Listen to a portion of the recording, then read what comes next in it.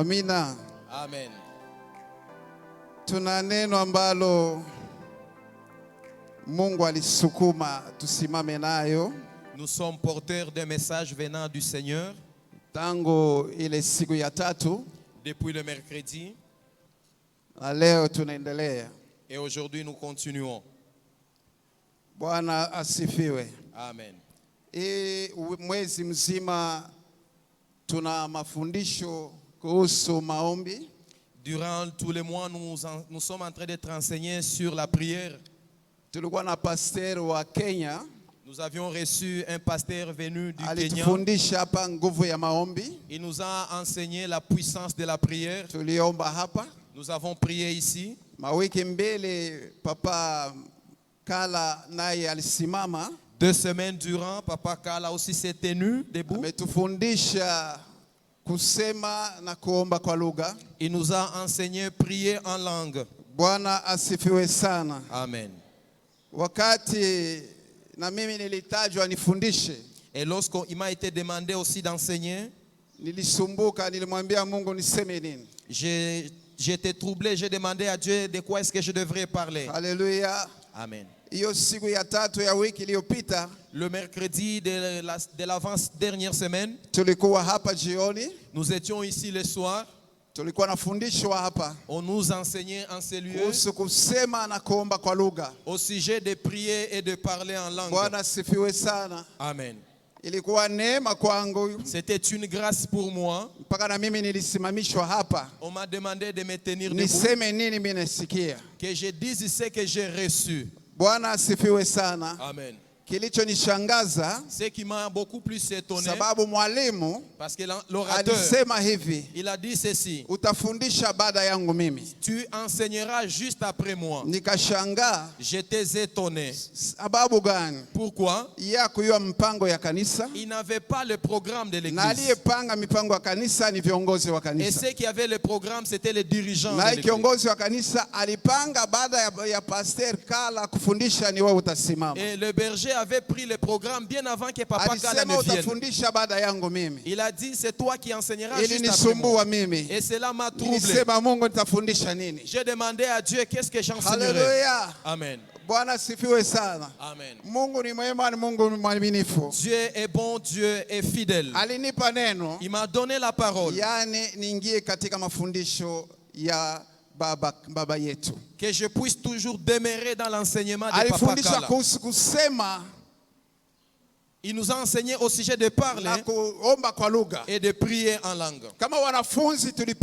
Comme des élèves, nous avons reçu. Amen. Imekuwa masumbufu sana. Ça devient un peu compliqué. Imekuwa shida sana. Ça devient un peu compliqué. Sababu kuna makanisa wanakataa hiyo. Parce qu'il y a d'autres églises qui refusent de parler en langue. Makanisa hawakubali hiyo. Il y a des églises qui n'acceptent pas le parler en langue. Bwana tusaidie sana. Amen. Hata kama wakati tulifika kwenye shule ya neno la Mungu. Et même lorsque nous sommes arrivés à l'école théologique. Wakati walifundisha kipindi hiki. Quand on enseignait à cette partie. Kulikuwa maoni mbalimbali. Il y avait différents points de vue. Sababu ni watumishi wa Mungu parce que c'était des différents serviteurs qui sont venus. C'était des bergers de différentes églises. Et certains sont venus d'autres églises qui n'ont pas accepté le prier ou de parler en langue. Mais quand on nous a enseigné, il y a eu des débats. Amen. Alléluia. Amen. Que Dieu soit béni parce que nous, Église Assemblée Pentecôtiste, nous prions en langue. Nous, Église Assemblée Pentecôtiste, nous parlons en langue. Cependant, je dis c'est papa, son arrivée, c'est pas pour rien. C'est Dieu qui l'a envoyé. Parce qu'il a trouvé que cette portion nécessité. Amen. Usione kushanga na mimi nafundisha kuimba na kusema kwa lugha, kuomba kwa lugha. Ne sois pas étonné que je puisse aussi enseigner, chanter, prier ou chanter en langue. Nafundisha faida. Je suis en train d'enseigner les avantages. Faida ya kusema kwa lugha. Les avantages de parler Faida en ya langue. kuomba kwa lugha. Les avantages de prier en langue. Ninafundisha. Je suis en train d'enseigner. Umuhimu wa lugha. L'importance de la langue. Ninafundisha. Je suis en train d'enseigner. Thamani ya lugha. La valeur même de la Sababu langue. lugha. Parce que la langue, ni maombi. c'est une prière. Bwana Yesu asifiwe sana. Amen. Na katika mafundisho, et dans les enseignements, sio mchungaji kala alitufundisha, c'est que ce n'est pas le pasteur Mungu mwenyewe alitufundisha kupitia neno lake. C'est Dieu qui nous a enseigné au travers de son Alisema serviteur. tutaomba kwa lugha. Il a dit vous prierez na en langue. tutaomba pia kwa akili. Et vous parlerez yani en langue. kuna njia mbili tunahitaji kuomba. À travers lesquels nous devons prier. Nous pouvons prier par intelligence. Et nous pouvons aussi prier par la langue. C'est un bénéfice pour nous. En tant qu'enfant de Dieu. En tant qu'enfant de Dieu. Et lui en tant que notre Père. Amen. Prier en intelligence. C'est tellement bien. Ce n'est pas mauvais. Et nous sommes habitués. Nous prions à tout moment. Cependant, la Bible recommande. Quand nous prions en intelligence, nous devons suivre certaines directives. Il y a certaines directives que nous devons suivre afin que notre prière soit exaucée par Dieu. Afin que ça parvienne à Dieu. Amen. Alléluia. Et toutes ces directives sont déjà enseignées. Et encore, prier en langue a une importance pour nous. Parce que, premièrement, c'est lui qui lit la parole, qui parle la parole de Dieu. C'est celui qui a reçu Jésus. C'est lui qui est baptisé du Saint-Esprit. Et lorsqu'il est baptisé du Saint-Esprit, il doit maintenant parler. Il doit prier son Dieu en langue. Ce ne sont pas des démons. Ce ne sont pas des esprits impurs. C'est des paroles de Dieu. Cela est dans la parole de Dieu. Amen. Dieu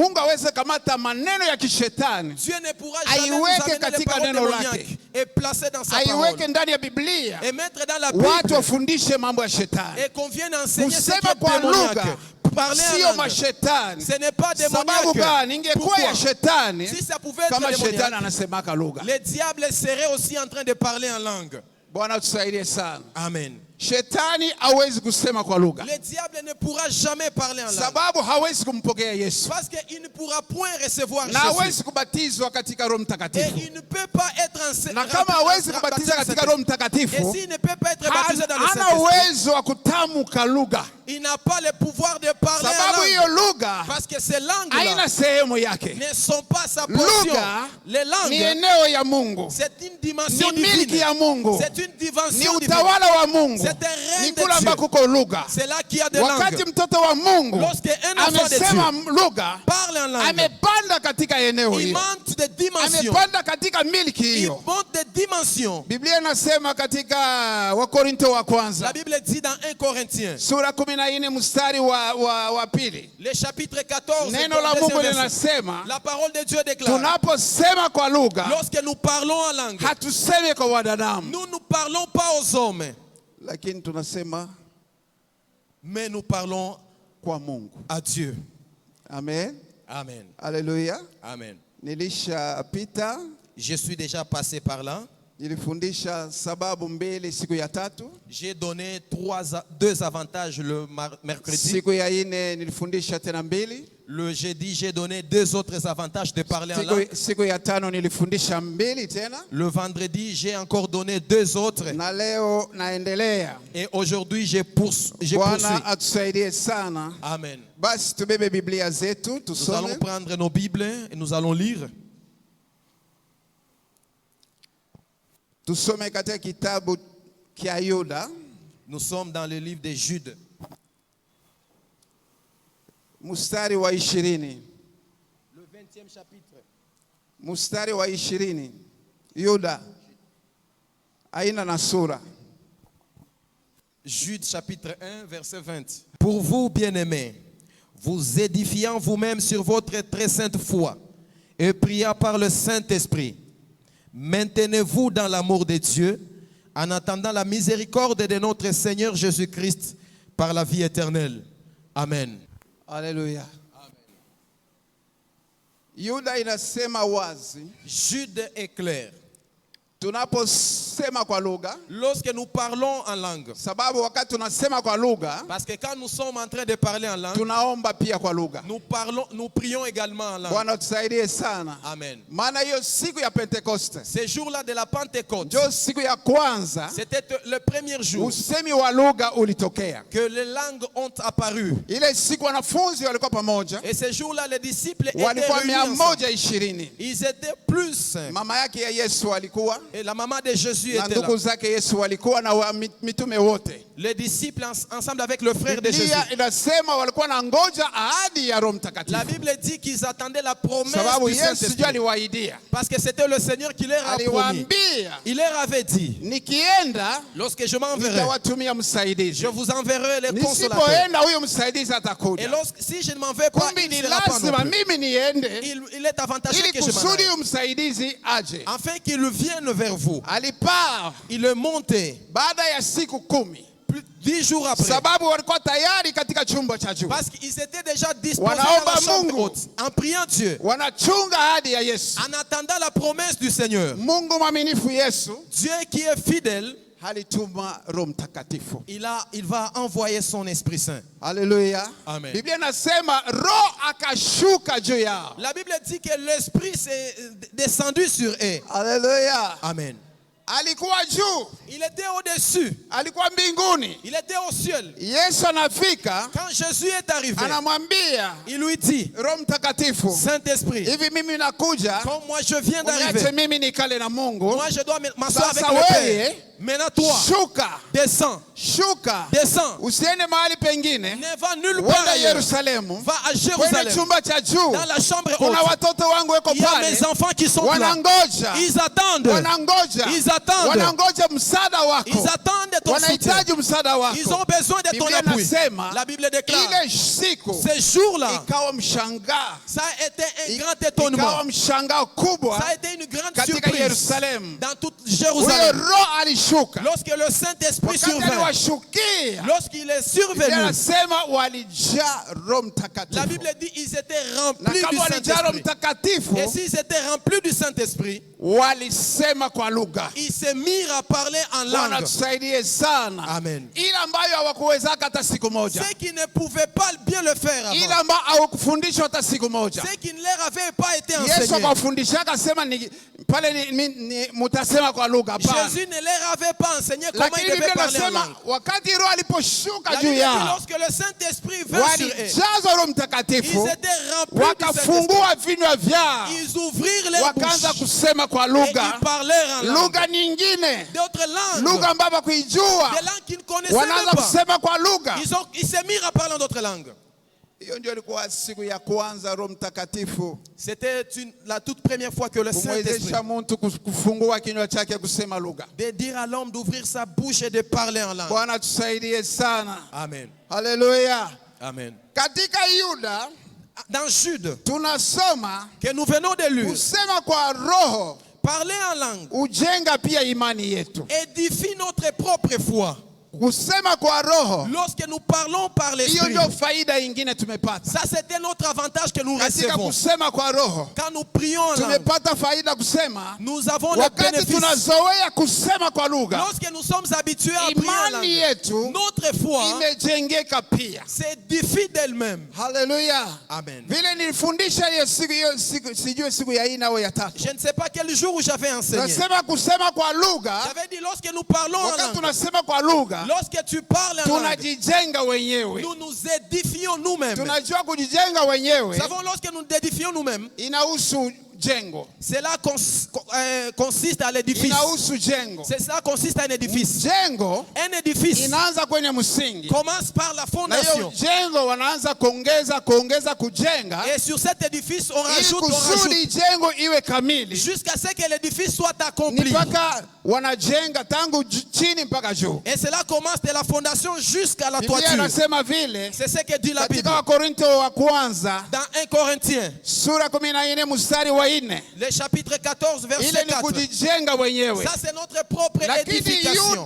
Mais Jude, il dit, lorsque nous parlons en langue, nous édifions notre propre foi. Alléluia. Amen. Alléluia. Alléluia. Amen.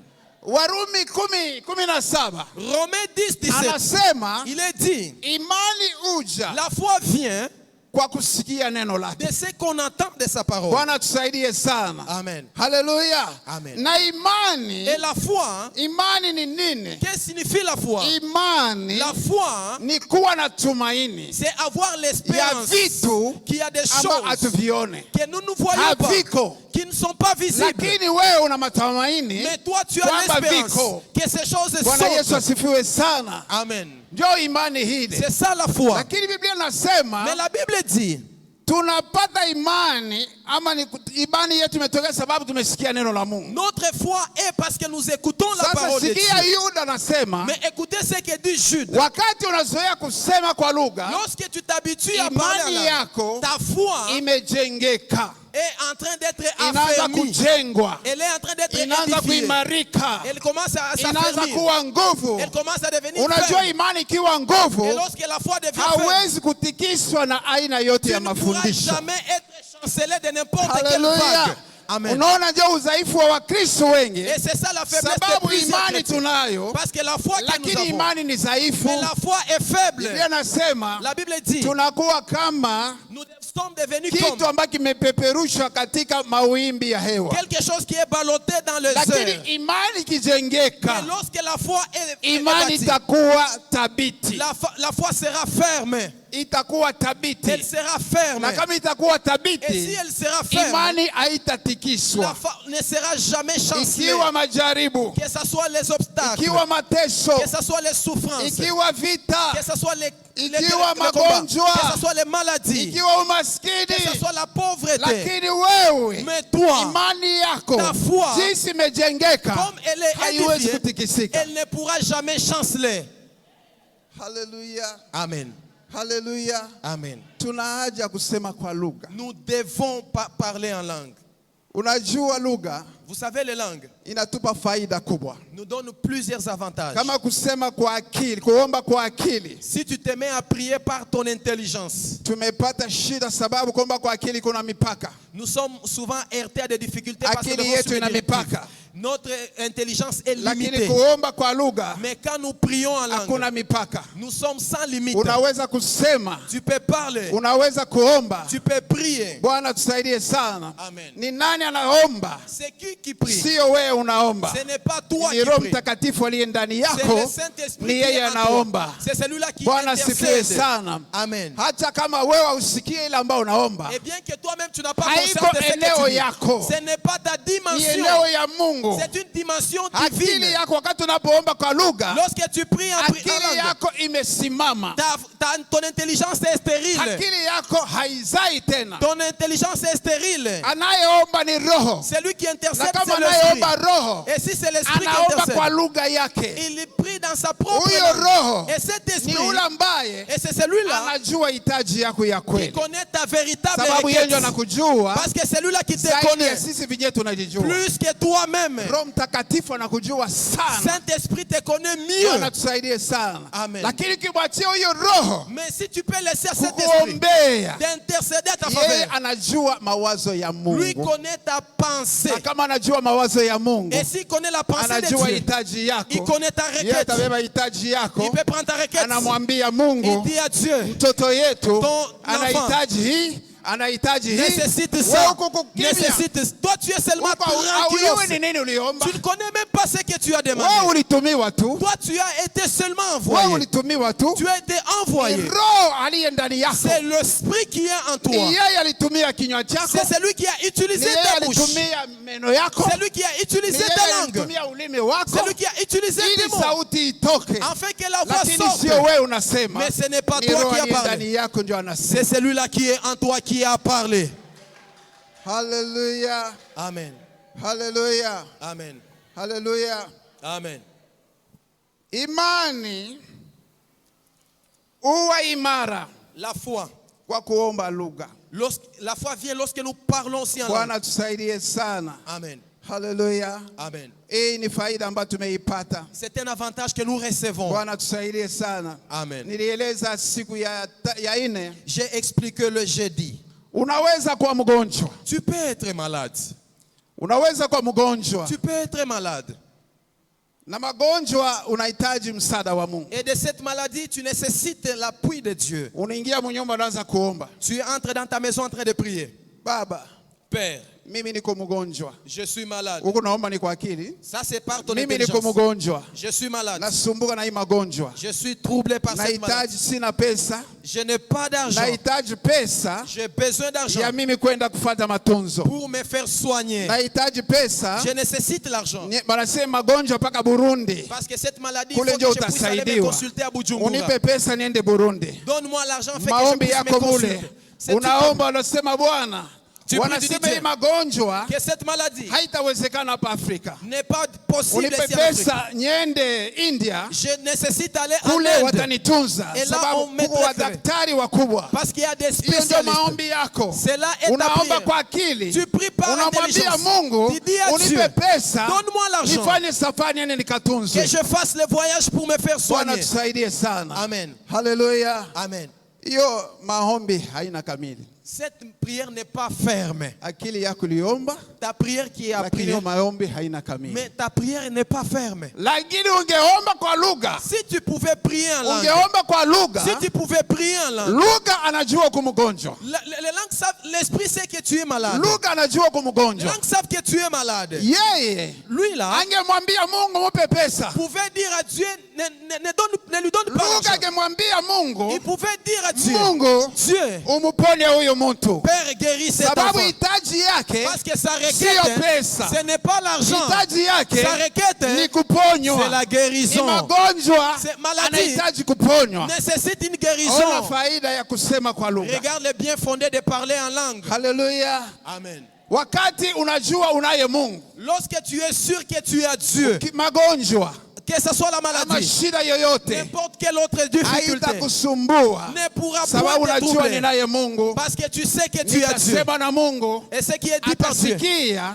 il entendra. atajua hitaji yangu Il saura na ma atakuwa requête. jibu ya hitaji Et yangu. il accordera Sema la kwa réponse. lugha. Lorsque tu Omba parles, kwa lugha. prie en langue. Mungu anajua hitaji yako Dieu connaît kamili. correctement ta requête. Anajua hitaji yako Il kamili. reconnaît correctement Na ta kama requête. anajua hitaji yako Et kamili, s'il connaît ta véritable huyu requête, roho l'esprit, atakuombea kwa Mungu. il va Na intercéder à Mungu ta faveur. atakujibu mahitaji. Et Dieu accordera la réponse. Haleluya. Amen. Haleluya. Amen. Haleluya. Hii ni sababu ya 7. Ça, c'est la 7e raison. Sababu ya 8. 8e raison. Ninaenda haraka sababu nimalize. Je suis un peu vite parce que je suis appelé à terminer. Bwana tusaidie sana. Amen. Nilipewa siku 4. On m'a accordé 4 jours. Tusome neno la Mungu. Nous allons lire la parole de Dieu. Tusome neno la Mungu Lisons la parole katika Waefeso dans Éphésiens, sura 6 Éphésiens 6. mstari wa 11. Éphésiens 6, 11. 11 utaruka unaenda 18. Éphésiens 6, 11. Revêtez-vous de toutes les armes de Dieu, afin de pouvoir tenir ferme contre les ruses du diable. 18. Faites à tout temps par l'Esprit toutes sortes de prières et de supplications. Veillez à cela avec une entière persévérance et priez pour tous les saints. Amen. Amen. Tukiomba kwa kila wakati. Si nous pouvons prier en tout temps, Maana yake nini? qu'est-ce que cela veut dire? Hauzuiliwi kuomba. Tu n'es pas empêché à prier. Hakuna mara simama nasema usiombe. Personne ne t'empêche à Au ombe tu 18h. ou que tu sois seulement prié. Ah, oh, Tu mais passes ta minuit. prière en tel temps. Tusikia sema ifo kulamuka minuit ndio uanze kuomba. Certains disent il faut te réveiller à minuit Lakini pour neno la prier. Mungu nasema Mais la Bible dit tuombe nyakati zote, wakati prions à wote. tout moment. Tuombe namna gani? Comment est-ce que nous devons le faire? Kwa kila wakati katika roho Hallelujah. Amen. Tukiomba kila wakati katika roho. Nous pouvons prier en tout moment en esprit. Weka akili yako pembeni. Mets ton intelligence de côté. Maombi yako ya kiroho weka maombi yako ya kiakili weka pembeni. Ta prière d'intelligence mets-la de côté. Anza kuomba katika roho. Commence à prier en esprit. Faida ambayo tumepata hapa. L'avantage que nous avons ici, kuomba kwa roho, lorsque nous prions par l'esprit, ni silaha. C'est une arme. Silaha ya kiroho. C'est une arme spirituelle. Silaha isiyoonekana. Une arme invisible. Oh, hallelujah. Amen. Silaha isiyoonekana. Arme invisible. Bwana tusaidie sana. Amen. Ukijua maneno kama haya, si tu peux connaître de telles choses, balombi abatakudanganya tena. Et même ceux qui sont tout autour de toi ne peuvent aucunement te mentir. Unajua balombi, vous savez, ceux-là qui prient, va dans les maisons de prière. Tu vas trouver ces intercesseurs. Tu vas voir, ce sont des gens qui ont la facilité de parler. Ce sont des gens qui ont des mots et des paroles. Tout ça c'est pour envoûter les gens à venir à la prière. Hallelujah. Amen. Hallelujah. Amen. Ils peuvent te dire, nous allons utiliser des armes. Et certains diront, nous allons prendre une bombe nucléaire. Nous allons prendre une bombe nucléaire. Ils ont des stratégies pour qu'ils se trouvent pour qu'on sache qu'ils nécessitent dans ta vie. Amen. Et si tu sais que dans ta prière, il y a une arme spirituelle, pourquoi tu peux aller dans les maisons de prière, que ce soit les combats que tu as, parce que les combats, c'est là que ça nécessite des armes. Un militaire nécessite son arme pour aller combattre dans les guerres. Mais toi, enfant de Dieu, la Bible est claire. Si tu peux prier en tout moment, en esprit, et cela, ça devient une grande arme. Amen. Amen. Lisez 2 Corinthiens. Soma wa Korinto wa pili. 2 Corinthiens. Sura 10. Mustari wa 3 na wa. Mwanza kusikia neno la Mungu yuko nasoma. Écoutez la parole de Dieu qui est en train d'être lue. Mimi sina na tableau hapa. Je n'ai pas de tableau ici. Tungeanza kusoma kwa tableau.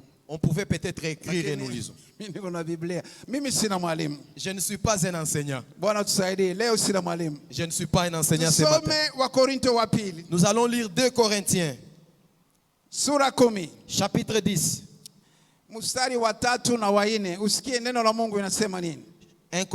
2 Corinthiens 10, 3. Car les armes avec lesquelles nous combattons ne sont pas charnelles, mais elles sont puissantes par la vertu de Dieu pour renverser les forteresses. Amen. Amen. Ce ne sont pas seulement les intercesseurs qui ont ce genre d'armes. Ah. Nous avons les intercesseurs dans ça, ce sont des gens qui sont dans des sectes. C'est lui qui reste dans une secte et il s'appelle serviteur. Si vous entendez les mamans vous dire qu'il y a un serviteur qui est venu à la maison, sachez que c'est un soi-disant intercesseur. Et s'il est venu, il est venu juste pour prophétiser. Lui dire ce qu'il a vu. Maman, tu peux prier. Prie beaucoup parce que je vis ça. Je vis ça. Je vois tellement que tu viennes seulement à la maison. Que tu arrives le soir. Nous allons prier pour toi. Hallelujah. Amen. C'est une stratégie utilisée. La Bible dit qu'on nous lise en Swahili. Wakorintho wa pili 13:4. Kwa maana hata tunatembea katika mwili, hatufanyi vita kwa namna ya mwili. Simama. Hallelujah. Amen. Biblia inasema hivi. La Bible dit, hata kama hivi, mnaniona niko kimwili. n'est-ce pas, vous me voyez que je suis charnel. Asema hata kama tunatembea katika mwili hivi. Même si nous marchons dans la chair. Lakini vita vyetu, notre combat, hatuvipiki kwa namna ya mwili. Nous ne combattons pas dans la chair. Kwa namna ya mwili namna gani? Comment est-ce que c'est là dans la chair? Kubeba mpanga. Lorsque tu peux prendre une machette. Walinishokoza sana mpanga munyumba ale mbio kwa voisin. Mulikuwa les gens sont venus te taquiner, tu prends jusque dans la maison de ton voisin. Sisi vita yetu, la Bible dit que notre combat, kwa namna ya mwili. Nous ne le faisons pas selon la chair. Tunapigana kwa namna gani? Mais comment est-ce que nous le faisons? Maana silaha za vita yetu, silaha ya vita vyetu si za mwili, sio ya mwili, lakini zina uwezo katika Mungu. Amen. Kuangusha pala bayataya silaha. Là, on n'a pas encore déterminé. Pala bayataya silaha. On n'a pas encore déterminé les armes. Taya sasa silaha. Soma mstari wa 4. 4e. Maana silaha za vita yetu, silaha ya vita yetu, les armes de notre combat, si za mwili, si za mwili, ne sont pas charnelles. Mstari wa 4. Ndio. Ah. Lakini zina uwezo katika Mungu. Amen. Kuangusha mabomba ya vita. Bwana atusaidie sana. Amen. Unajua ngome? Vous savez des forteresses. Unajua ngome? Forteresse. Ni jengo kubwa. C'est un grand bâtisse. Imara.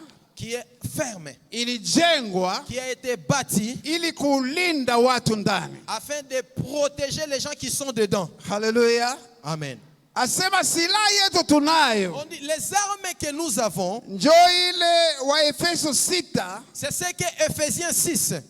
18 anasema 18 est en train de dire silaha yetu tunayo. les armes que nous avons. Maombi ya roho. La prière spirituelle. Wakati tuna maombi ya roho. Lorsque nous avons la prière spirituelle. Kubwa. Est une grande arme. Kuangusha ile ngome. D'aller renverser ces forteresses. Ces forteresses. Mule shetani anaonaka njoo nguvu yake. Et c'est là que le diable a trouvé que c'est sa force. Wanaonaka njoo nguvu yao. C'est là que les démons trouvent wanaonaka njoo nguvu yao. C'est là que les démons trouvent qu'il y a des pouvoirs.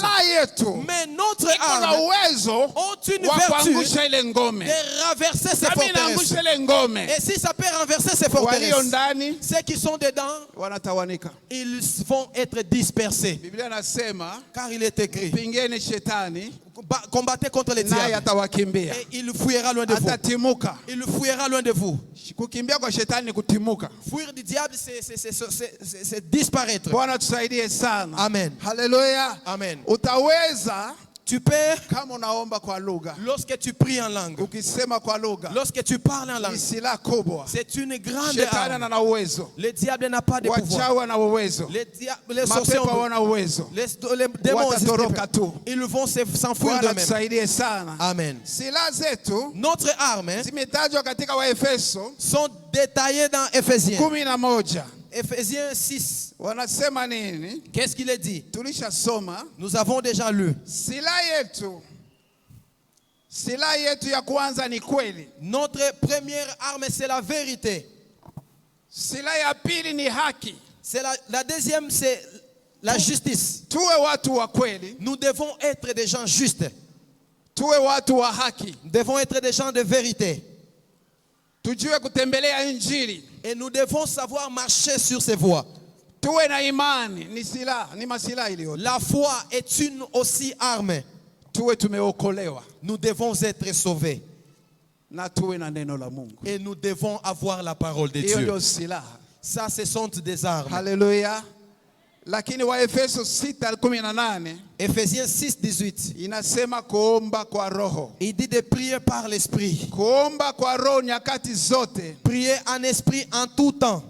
Katika roho, en esprit, ni silaha kubwa ya kiroho. C'est une grande arme spirituelle. Jinsi vita vyetu haviko vya mwili, aussi que tunahitaji kutumia silaha ya kiroho, nous devons utiliser des armes spirituelles kupigana vita ambayo tunayo, afin que nous puissions bien nous engager dans des combats où nous sommes. Bwana tusaidie sana. Amen. Hallelujah. Amen. Juu tukisema hapa ambao tusimame, si nous pouvons dire ici tusimame tuombe. Nous allons prier par l'intelligence. Vita ambayo tunayo. Les combats que nous avons. Kwa akili. Que nous puissions prier en intelligence. Ukifuata kusikia maombi ya watoto wa Mungu vitu wanasema. Si tu peux seulement suivre attentivement les paroles qui sortent des bouches des enfants de Dieu.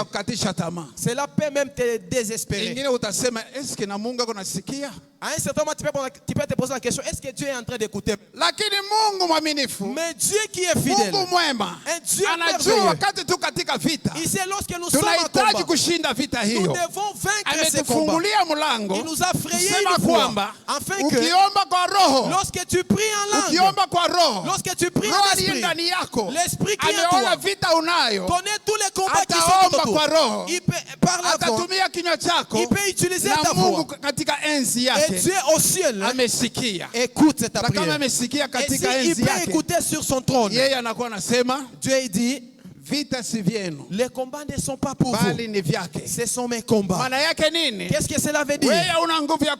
Toi, tu n'es pas fort pour t'engager dans les combats. Voilà pourquoi tu m'appelles. Mets-toi à côté.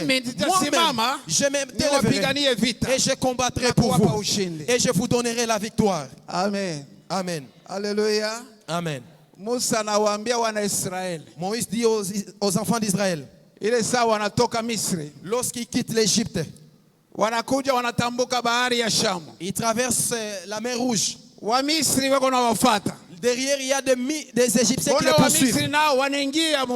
Les Égyptiens aussi ont traversé la mer Rouge. Ils commencent à pourchasser les enfants d'Israël. Quand ils sont arrivés de l'autre côté de la mer, Moïse dit aux enfants d'Israël, attendez, vous verrez ce que l'Éternel fera. Alléluia. Amen. Alléluia. Amen. Si tu es habitué dans cette dimension de prière, tu ne pourras jamais craindre le combat. Et même si cet homme-là de prière vient, si toi tu es plongé dans la prière, vous savez, ils disent des choses qui font peur. Tu as des combats.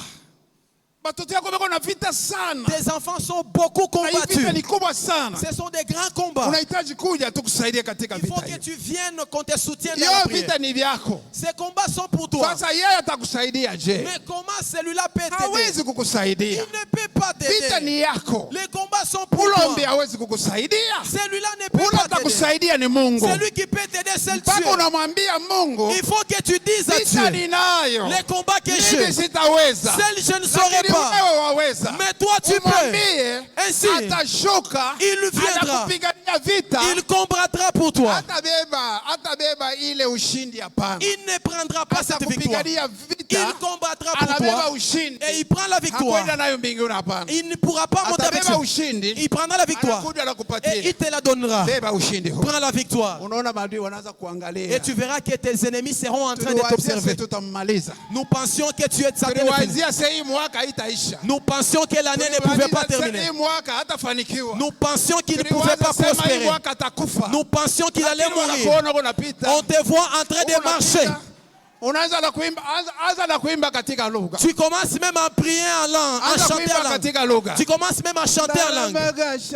Tu commences à chanter en langue. Tu commences à chanter en langue. Tu commences à chanter en langue. Tu commences à chanter en langue. Alors qu'ils sont tout autour de toi en train d'observer. Ils sont étonnés. Parce que nos ennemis sont tellement nombreux. Ils sont nombreux. Ils sont des messagers du diable. Et si toi, enfant de Dieu, sache que tu deviens ennemi. Tu deviens ennemi aux esprits impurs. Ennemi aux sorciers. Tu deviens ennemi aux gens de mauvaise vie.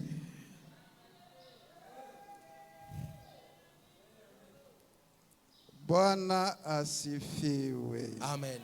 Ninafundisha faida tunayopata kuomba kwa roho. Je suis en train d'enseigner sur les avantages que nous avons lorsque nous prions. Si tu ne connais, tu n'as pas d'avantage dans quelque chose, tu trouveras que la chose est nulle. Amen. Hapa mzee wa mtu ici un vieillard anatufundisha karibu wiki tatu. Nous a enseigné durant 2 semaines. Kuko wale wanaamini. Il y a ceux-là qui ont cru. hawakujua. Ils ne savaient pas. Lakini leo wanajua. Mais aujourd'hui ils savent. Wanaona faida. Et ils voient le bien fondé. Lakini katikati, mais parmi kuko wajinga, il y a des ignorants. Wale wanashika asilia. Ceux qui saisissent toujours les habitudes. Wanashika asilia. Ils tiennent toujours la doctrine. Wanasema lugha ni ya mapepo. Ils disent que les langues sont pour les démons. Lugha ina ya mapepo. Les langues ne sont pas pour les démons. Lugha, les langues ni ya Mungu. Sont pour Dieu. Bwana tusaidie sana. Amen. Hallelujah. Ukijua hiyo, et si tu pouvais connaître, unakuwa na faida kubwa, umepata faida kubwa katika kuomba kwa lugha. Tu auras un grand avantage lorsque tu pries en langue. Bwana tusaidie sana. Amen. Tusome tena neno la Mungu. Nous allons lire la parole de Dieu. Niko natumia paka neno la Mungu. C'est juste la parole de Dieu. Haina ushuda, neno la Mungu. Ce n'est pas un témoignage, mais c'est la parole de Dieu. Soma Mathayo. Nous allons lire Matthieu. 12. Matthieu 12. Mstari wa 28. 28e verset. Nous lisons Matthieu 12, 28e. Mais si par l'Esprit de Dieu que je chasse les démons, le royaume de Dieu est venu vers vous. Tusome kwa lugha nyingine. Tunasoma kwa Swahili Mathayo 12:28, tunasoma katika jina la Yesu. Narudia. Na kama mimi kwa roho ya Mungu nikitoa pepo wachafu, ufalme wa Mungu umekwisha kuwafikia nyinyi. Amen. Amen. Hallelujah. Amen. Hallelujah. Amen. Bwana asifiwe. Amen. Hallelujah. Amen.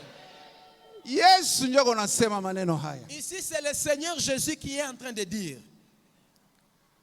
Huyu ni mtu walimpelekea. C'est un homme qu'on lui a amené. Ni mtu ambaye alikuwa amejaa pepo. Un homme qui a été saisi par les esprits impurs. Na hiyo pepo, et cet esprit impur, ilikuwa namfanya anakuwa kiziwi na kutokusema. L'amenait à être sourd et muet. Alléluia. Amen. Hallelujah. Walipompelekea Yesu. Et quand on l'a amené, Yesu alitoa ile pepo. Jésus a chassé cet esprit impur. Na kama Yesu alitoa hiyo pepo, et quand tu l'as chassé, anaeleza katika maneno ambayo tunatoka mkusoma. Il est en train d'expliquer maintenant dans le passage que nous venons de lire. Anasema, il dit, aliweza kutoa, il a pu chasser huyo pepo sababu watu walishanga. Parce que tous étaient étonnés. Unajua kila kitu Yesu anaanza kufanya kilikuwa mshangao. Vous savez, tout ce que Jésus faisait était un sujet d'étonnement. Ukikumbuka siku Yesu alitoa pepo ile ilikuwa namtupaka ule kijana. Si tu te rappelles le jour où Jésus a chassé cet esprit qui troublait ce jeune homme, pepo ya kifafa. Cet homme-là d'épilepsie. Ule kijana alianza kutupwaka sangine kumaji karibu kumoto. Et ce jeune homme était souvent saisi par cet esprit, jeté souvent par le feu, souvent dans l'eau. On dit que cet esprit est entré dans sa vie dès sa naissance. Et cet enfant était souvent projeté par cet esprit dans les eaux et dans le feu. Et un jour, son père est allé voir les disciples de Jésus. Il les a appelés. J'ai ma fille qui est tourmentée par les esprits impurs. Venez aider-moi. Venez prier pour mon enfant. Les disciples de Jésus sont arrivés. Alléluia. Amen. Ils sont arrivés, ils ont commencé à ils sont arrivés, ils ont chassé l'esprit impur n'est pas quitté. Mais le jour où Jésus est arrivé, il est allé au devant de lui. Alors que mon fils est tourmenté par les esprits. Viens, on a amené ce jeune homme. Jésus a chassé cet esprit impur. Et lorsqu'il a chassé, cela a été un sujet d'étonnement devant tous les Juifs qui étaient présents. Qui peut chasser les esprits impurs? Vous savez, un ennemi reste ennemi. Un Un homme qui ne t'aime pas, il ne t'aime jamais. Il ne pourra jamais parler quelque chose de bien. Il chasse les esprits par Belzéboul. Parce que Belzéboul, il pensait qu'il était en Jésus. Et c'est par lui qu'il pouvait chasser cet esprit. S'il pouvait entendre les paroles que Jésus avait prononcées. Le diable ne peut combattre contre lui-même jamais. Il ne peut jamais se combattre. Hallelujah. Il a chassé ces démons parce qu'il avait l'esprit de Dieu. C'est ce qu'il dit dans Matthieu 12. Il dit c'est par l'esprit. C'est par l'esprit qu'il a chassé cet esprit. C'est par l'esprit. Il a prié par l'esprit. Il a prié par l'esprit. Voilà pourquoi ce démon est sorti. Il a prié par l'esprit. Et ce démon ne pouvait plus résister. Et ce démon est parti. Parce que l'esprit qui a prié dans l'autorité divine. Et c'est cette autorité spirituelle. Et le diable, l'esprit qui était à lui ne pouvait pas résister. Alléluia. Amen. Amen. Hallelujah. Amen. Na sisi tukiwa na roho. Et si nous pouvons avoir l'esprit. Ule roho alikuwa ndani ya Yesu. L'esprit qui était en Jésus. Tungekuwa naye. Si nous pouvions l'avoir. Tukiomba katika roho. Et quand nous prions en esprit. Tunao uwezo. Nous avons le pouvoir. Kutoa pepo mchafu. De chasser les esprits impurs. Alléluia. Amen. Alléluia. Amen. Tunayo uwezo kutoa pepo mchafu. Nous avons le pouvoir de chasser les esprits impurs. Sababu sio sisi tumetoa. Parce que ce n'est pas nous qui chassons. Tulimuhusisha Mungu. Nous avons communié Dieu. Kupitia roho yetu. Au travers notre esprit. Katika maombi. Et dans la prière. Katika maombi ya roho. Dans la prière tunaomba katika roho. Nous prions en esprit. Pepo hana na uwezo. Le démon n'a pas d'autorité. Bwana tusaidie sana. Amen. Angalia faida tunapata. Regarde les bien fondés que nous avons. Hii ni faida ya kenda. Ça c'est le 9e katika kusema kwa lugha. Lorsque nous prions ou parlons en langue. Tunayo uwezo. Nous avons le pouvoir. Wa kufukuza wapepo wachafu. De chasser les esprits impurs. Hallelujah.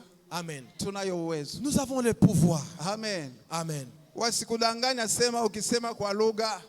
Qu'on ne te trompe pas lorsque tu te mets à parler en langue. Unasema lugha ya mashetani. Tu parles les langues des sataniques. Ile ni dini za kufa. Ça ce sont des sectes, des religions. Ile ni kichawi. Ça c'est la sorcellerie. Unajua kuna viongozi wengine wa kanisa. Vous savez il y a d'autres dirigeants d'église. Hamjui alianzisha kanisa. Vous savez par quoi ils ont commencé les églises. Kanisa yake. Peut-être qu'il a commencé son ministère. Kwa namna ya kichawi. Au travers la sorcellerie. Hatapenda mambo ya kiroho. Et il ne souhaitera jamais que des choses spirituelles. Sababu hii ni somo ya Roho Mtakatifu. Parce que ça c'est un enseignement spirituel. Ambayo des églises qui sont faibles spirituellement refusent les enseignements du Saint-Esprit.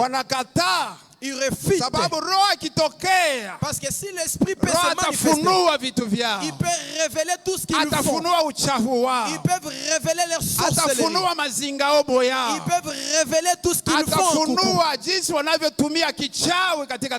Ils peuvent révéler même ce qu'ils font usage dans le ministère.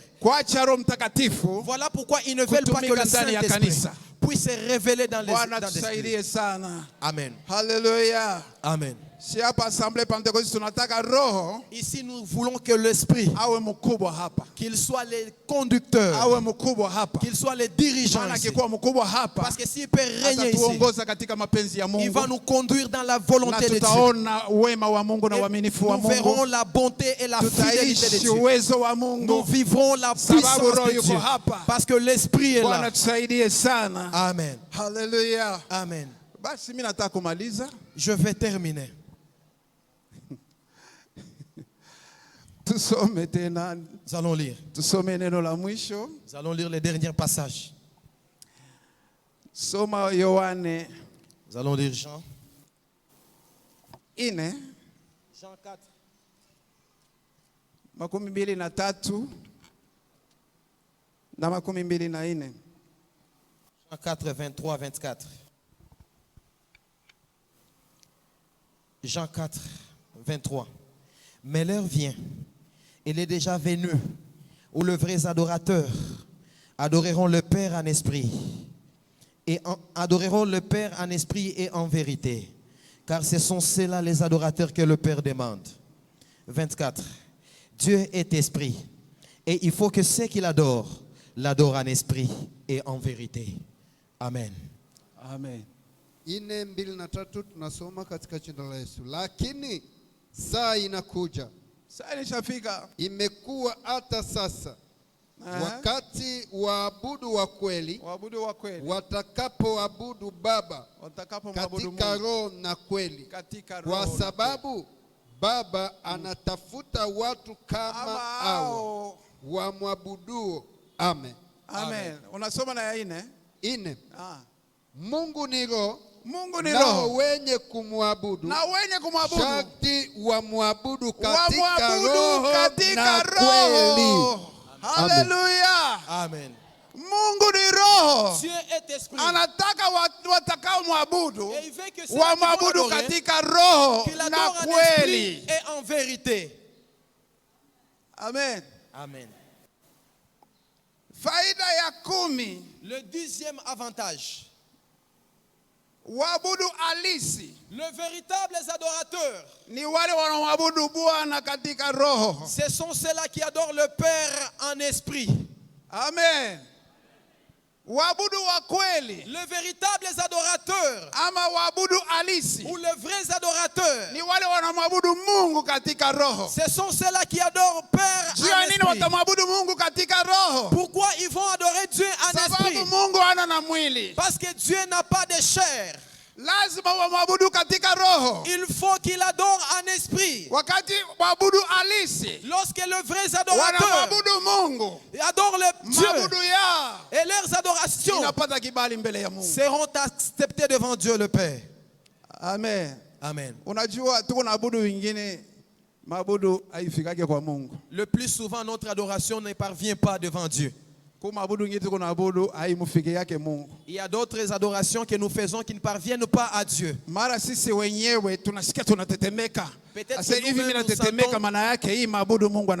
Tu sens parce que tu as tremblé, tu penses que Dieu a écouté ta adoration.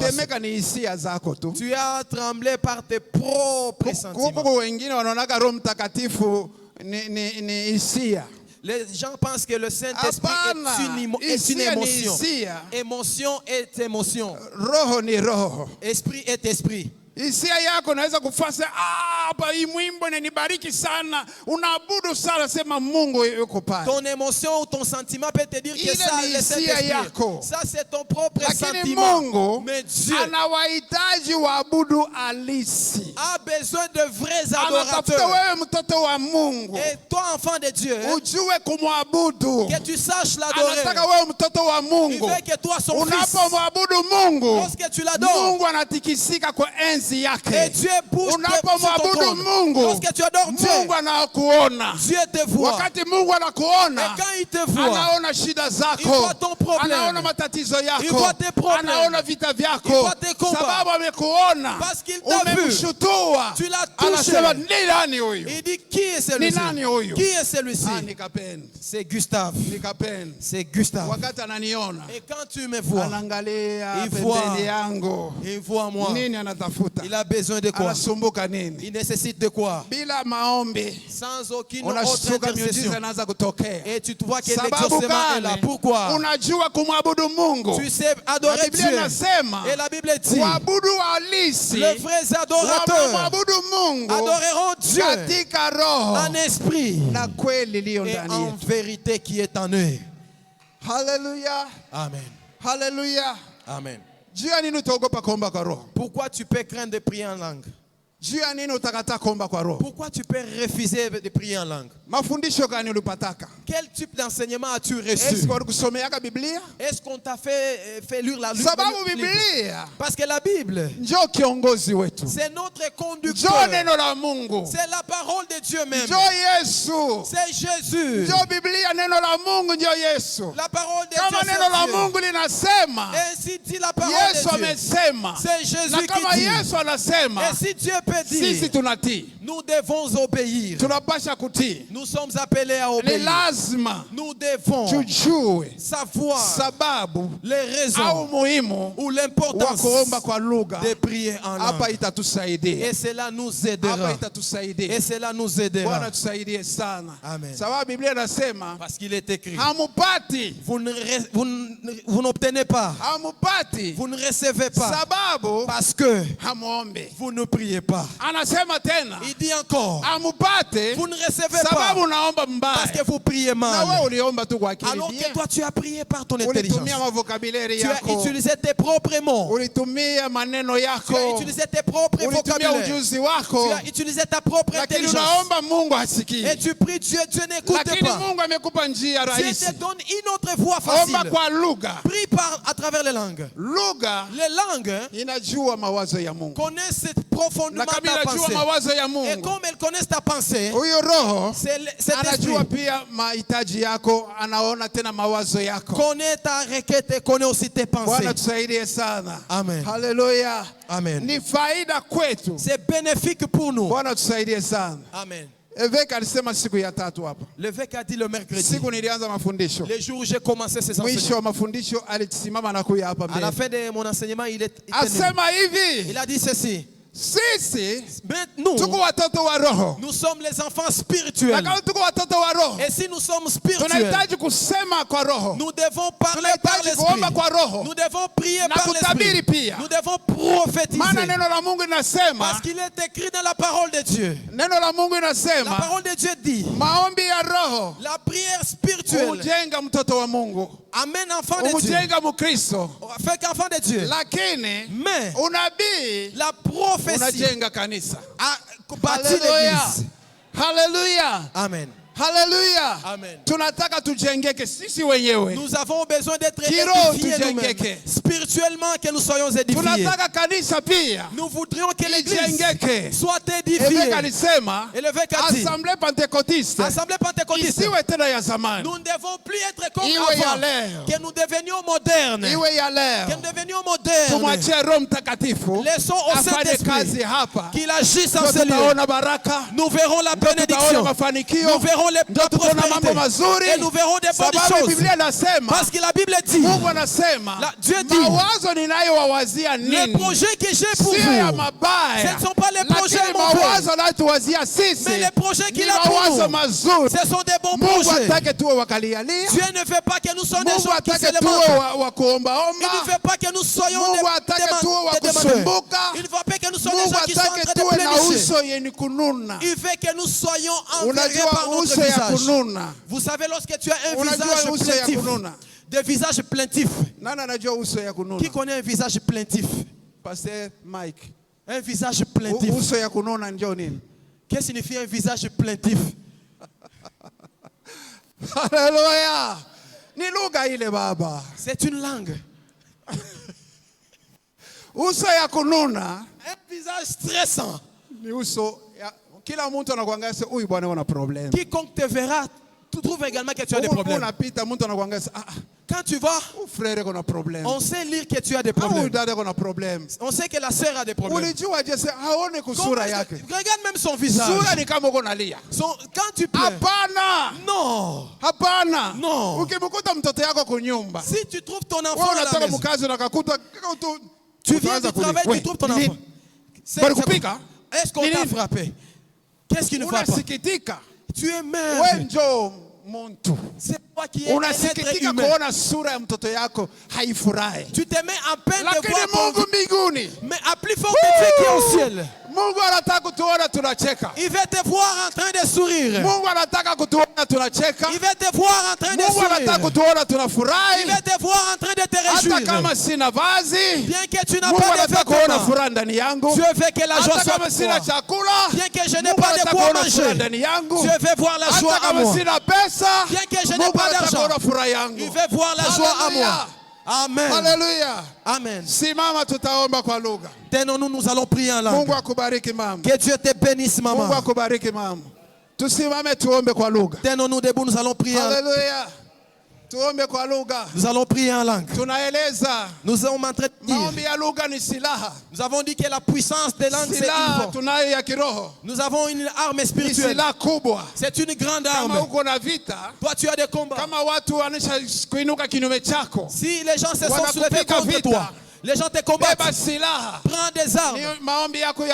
Une prière spirituelle. Tu vas prier par l'esprit. Et si tu veux un pouvoir de chasser, prie en esprit. Et l'esprit ne résistera pas.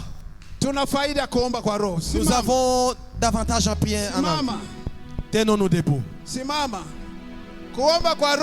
Prier en langue, c'est ouvrir ta bouche. L'esprit qui est en toi. Parce que parler en langue ou prier en langue, ce n'est pas des hommes qui t'adressent. C'est à Dieu tu parles. Et toi-même, tu n'es pas obligé à connaître ce que tu... Parce que l'esprit qui est en toi, c'est celui-là qui est prié. Ouvre ta bouche. Ouvre ta bouche. Commence à parler. Commence à parler. Commence à dire à Dieu. Commence à demander à Dieu. Commence à demander à Dieu. Parle en langue. Parle en langue. Langue que tu n'as pas encore parlé. Commence à parler aujourd'hui. Parce que c'est là est bénéfique. Commence à parler. Commence à parler.